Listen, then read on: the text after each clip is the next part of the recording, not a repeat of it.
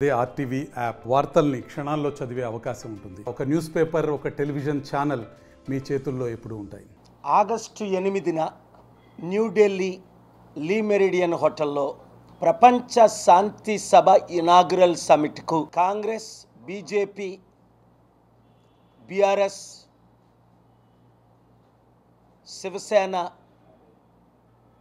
Samajwadi party, Stalin DMK, Sharad Pawar, CPI, CPM, Santosh, Kiran 18 పార్టీలు మద్దతు ఇచ్చాయి. ఎంపీలు వచ్చి ఈ గ్లోబల్ పీస్ ఎకనామిక్ సమిట్ ద్వారా దేశానికి అభివృద్ధి, రాష్ట్రానికి అభివృద్ధి అని చెప్పడం జరిగింది. ఇప్పటికే గ్లోబల్ పీస్ ఎకనామిక్ సమిట్కి మద్దతు ఇస్తున్నానని తెలంగాణ ముఖ్యమంత్రి రేవంత్ రెడ్డి గారు వీడియో ఇవ్వడం జరిగింది. అలాగే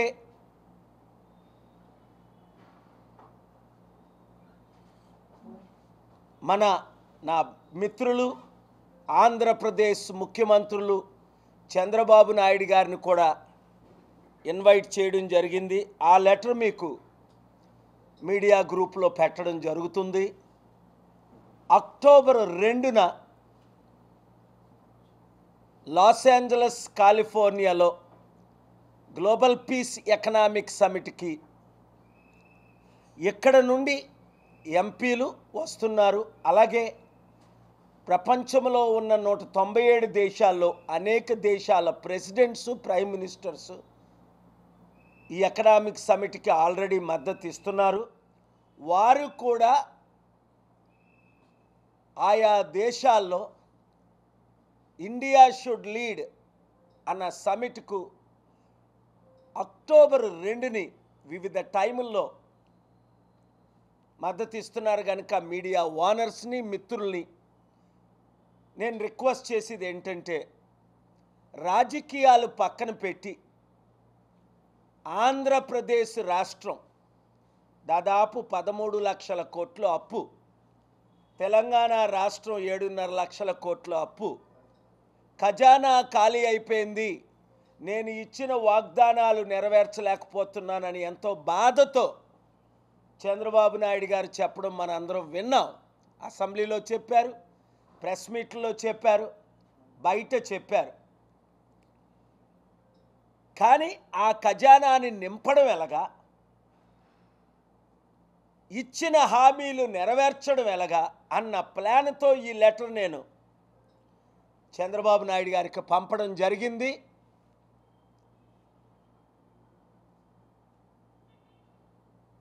సుప్రీంకోర్టు ఆఫ్ ఇండియా చంద్రశూడ్ గారు ఇచ్చిన నోటేషన్ మనం చూసాం. ఇంతమంది రాజకీయ నాయకులు ఇన్ని కేసుల్లో ఉండి 5-10 సంవత్సరాలు డిలే చేసి అభివృద్ధి చేయలేకపోతున్నారు అని నేను పర్సనల్గా పార్టీ ఇన్ పర్సన్ ఆర్గ్యుమెంట్స్ చేయడం మీరు విన్నారు. కనుక అభివృద్ధి కొరకు మనం అందరం కలిసి రావాలి. చూడండి, ప్రెసిడెంట్ ఒబామా అమెరికాలో హిల్లరీ క్లింటన్ 2008లో ఘోరంగా తిట్టుకున్నారు. అతి నేరో మెజారిటీతో ఒబామా గెలిచారు. ఎలక్షన్ అయిన తర్వాత నేను ఒబామాకు మద్దతు ఇచ్చాను, మీరు చూశారు. అప్పుడు ఆ తర్వాత నేను ఒబామాకి ఇచ్చిన సలహా ఏంటి, హిల్లరీ క్లింటన్ని సెక్రటరీ ఆఫ్ స్టేట్ చేయండి, కలిసి పని చేయండి, రాజకీయాలు అయిపోయి. అదే ఇప్పుడు నేను చేస్తున్నాను, అందరికి ఇచ్చిన సలహా. ఒబామా ఏ విధంగా హిల్లరీ క్లింటన్ని సెక్రటరీ ఆఫ్ స్టేట్ చేశారో, చంద్రబాబు నాయుడు గారు జగన్మోహన్ రెడ్డి గారిని పిలిచి,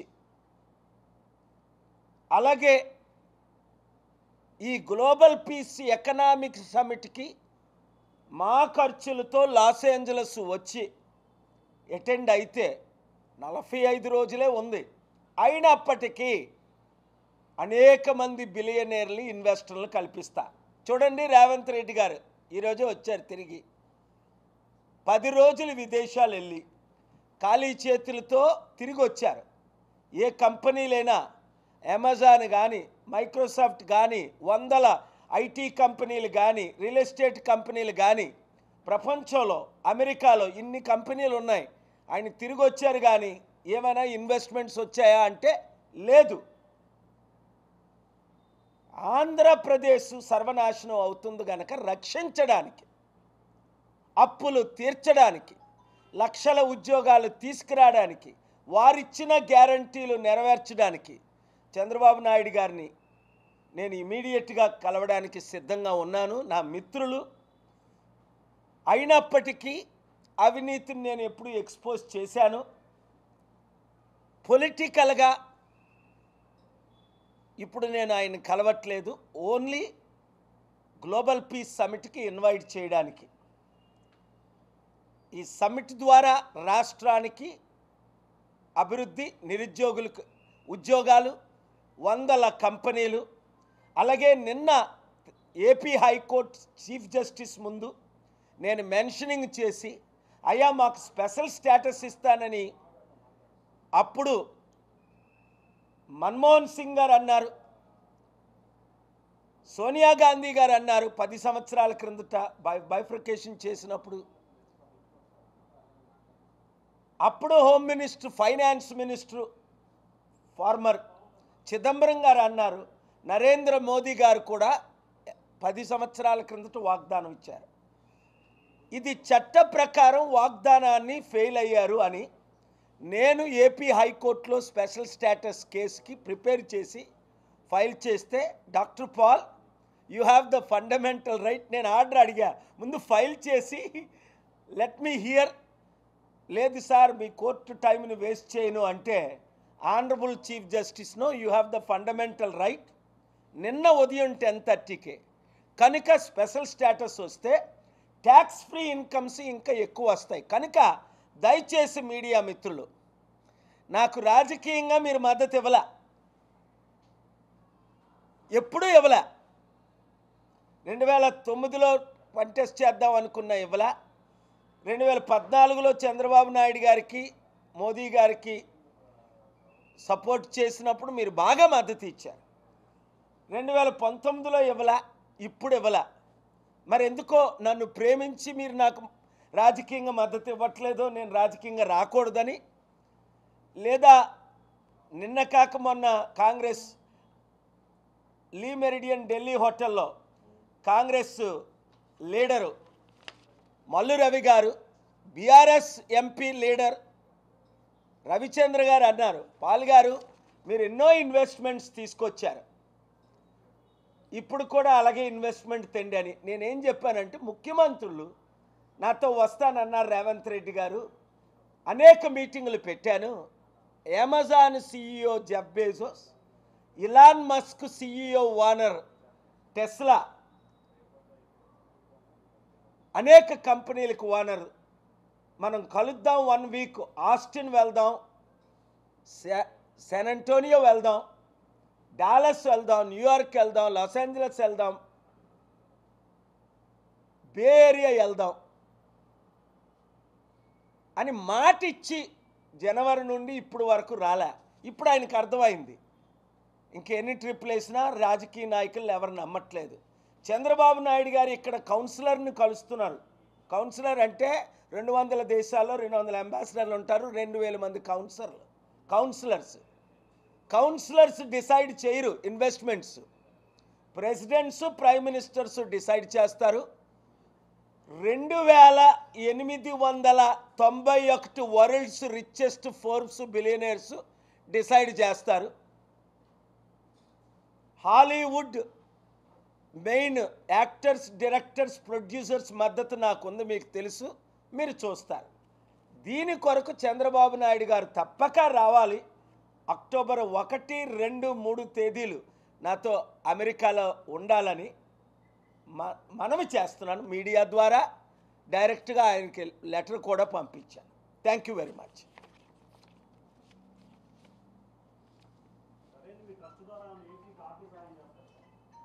వెరీ గుడ్. ఎవరండి అది ప్రశ్న? శివ గారు, మంచి ప్రశ్న. నేను విదేశాల నుంచి FCRA foreign contribution regulation act మాకు అన్ని సంస్థలకు relief international, global peace initiative, the TAPPC, గమ్ ఆర్గనైజేషన్స్కి ఉండేది. అప్పుడు సోనియా గాంధీ గారు క్యాన్సిల్ చేసిన తర్వాత మోదీ గారు, చంద్రబాబు గారు, కేసీఆర్ గారు మేము ఫైట్ చేసి రెస్టోర్ చేస్తామన్నారు, చేయలేదు. 2021 నవంబర్, డిసెంబర్ 22, జనవరిలో 16,000 మంది NGOస్కి FCRAలు క్యాన్సిల్ చేస్తే మీ మీడియా మద్దతు ద్వారా నేను ఢిల్లీ హైకోర్టులో ఫైల్ చేసి, సుప్రీంకోర్టులో ఫైల్ చేసి, ఆర్గ్యూ చేసి, మంచి లాయర్ ద్వారా నేను కూడా రెస్టోర్ చేసి 52,000 కోట్లు NGOస్కి తెప్పించాను. కానీ అది పబ్లిక్ ఇంట్రెస్ట్ లిటిగేషన్ కనుక నేను ఫైల్ చేయలేదు. నేను ఫైల్ చేస్తే స్వార్థం అంటారు ఈయన FCRAs కని. సో నాకు పర్మిషన్స్ ఇమ్మని రిక్వెస్ట్ చేశాను, వారు ఇవ్వట్లేదు. పర్మిషన్స్ లేకుండా ₹1 తేలేము. FCRA ఇస్తే నెల రోజుల్లో 8,000 కోట్లు, $1 బిలియన్ స్టీల్ ప్లాంట్కి డొనేట్ చేస్తాను. లేదా గవర్నమెంట్ డెసిగ్నేటెడ్ డొనేషన్స్ అంటే మార్చి 12ని, మార్చి 14ని, ఏప్రిల్ 25ని ఆంధ్రప్రదేశ్ హైకోర్టులో కోర్టు 17 జస్టిస్ నరేంద్ర గారు, కోర్టు 6 గ్రేట్ శేషసాయి గారని రిటైర్ అయ్యే ముందు స్టీల్ ప్లాంట్ని స్టేటస్ కో ఇచ్చారు, అమ్మకూడదని నా ఆర్గ్యుమెంట్స్ విన్న తర్వాత. దుర్గాప్రసాద్ అని ఉన్నారు, ఆయన కూడా మొన్న రిటైర్ అయ్యాడు. ఆయన ఇల్లీగల్ ఆర్డర్ ఇచ్చారు ఒకటి, మాకు నోటీసులు ఇవ్వకుండా. కొందరు చరిత్రహీనులు అయిపోతారు. దుర్గాప్రసాద్ గారు లాంటి వారు నాకు వ్యతిరేకంగా చదవకుండా జూన్ 19న ఆర్డర్ ఇచ్చారు. ఆయన మీద కూడా కేసు వేస్తున్నాను. జస్టిస్ శేషసాయి గారు స్టీల్ ప్లాంట్ 8 లక్షల కోట్లు ఆపకుండా, అమ్మకుండా ఆపినందుకు దేవుడు వారి కుటుంబాన్ని దీవించాలని బ్లెస్సింగ్స్ ఇచ్చాను. ఎందుకంటే ఆంధ్రప్రదేశ్ రాష్ట్రాన్ని ఆయన కాపాడారు. ఆర్గ్యుమెంట్స్ నేను చేసినప్పటికీ ఆనరబుల్ హైకోర్టు ఆర్డర్ ఇచ్చారు. So I am requesting the honourable courts to do justice for the mankind. As the honourable CJ Chandrachud ji said recently, people are losing confidence in the courts. So let us restore the confidence. Let us pray for the special status for Andhra Pradesh, that I will succeed in my arguments next week. రాష్ట్రం అభివృద్ధి కొరకు summit, ఇక్కడ summit పెడతామంటే permissions ఎవరు, rallies పెడతానంటే permission ఎవరు, శాంతి మీటింగ్లు పెడతానంటే permission ఎవరు.